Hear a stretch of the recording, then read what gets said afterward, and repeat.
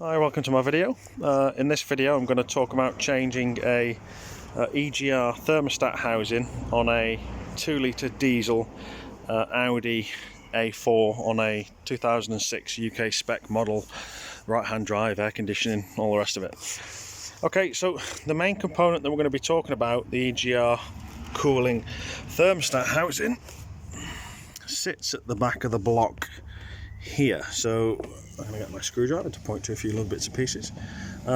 This is the thermostat housing down here. This thing which my screwdriver's tapping. So there is a water pipe here that goes in. That water pipe goes around and connects on the bottom of the EGR cooler here. This is on the driver's side of the block. This pipe here goes up and around, up underneath here, and ends up at the heater matrix. So I've disconnected this pipe here basically just to give me a bit of space and gap, because I need to get to the back of this flange here. See where that bolt hole is? Just there. There's one here and there's another flange on the other side. This is the other end of that pipe that I'm just talking about, and we have to take this pipe off. We have to undo it at this end, and we have to undo it down at this end. They are 4 Torx bolts, so they are like T40s.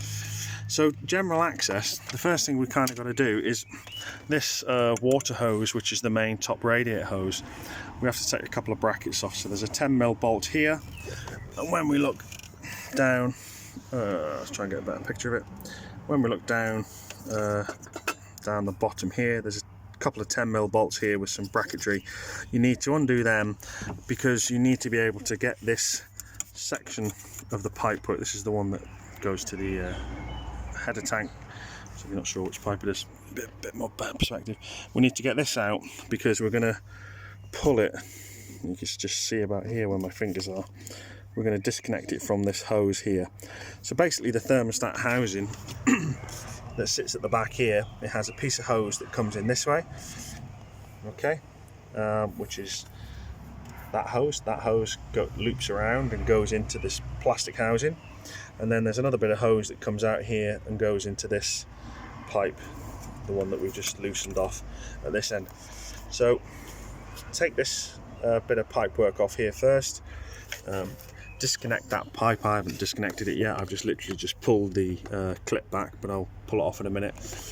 And then we're really free to start working on getting the housing out. Now the housing itself is held in with 2 bolts.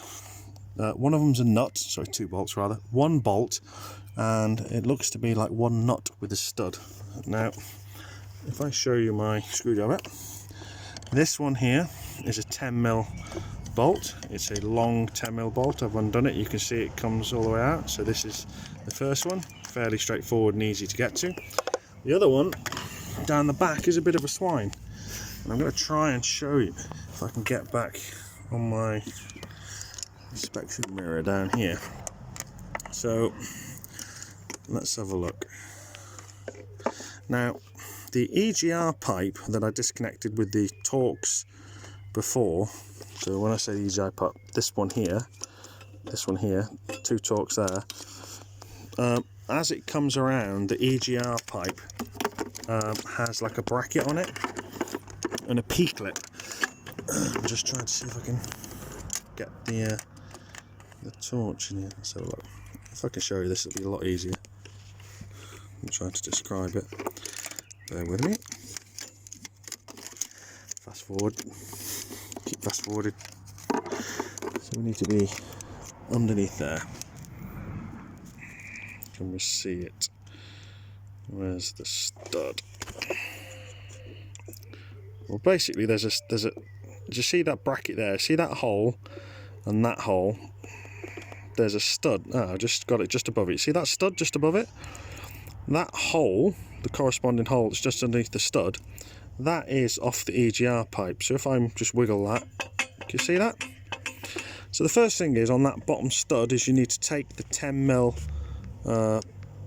there's a 10mm nut on that stud. You take it off first, then, that sounded nice.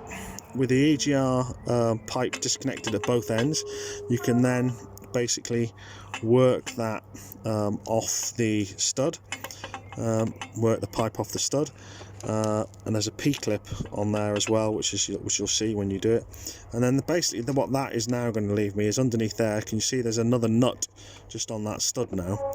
And once I've removed that nut, the whole plastic housing should be loose to come out, and then it's obviously taking that water pipe off the end there, that one down there, and then obviously just change it. Anyway, I hope that helps. It's a bit fiddly, and it's taken me sort of 10 minutes to work it out. I've never done one before, so I hope this helps you. All right, lovely. Cheers and thanks. Bye bye.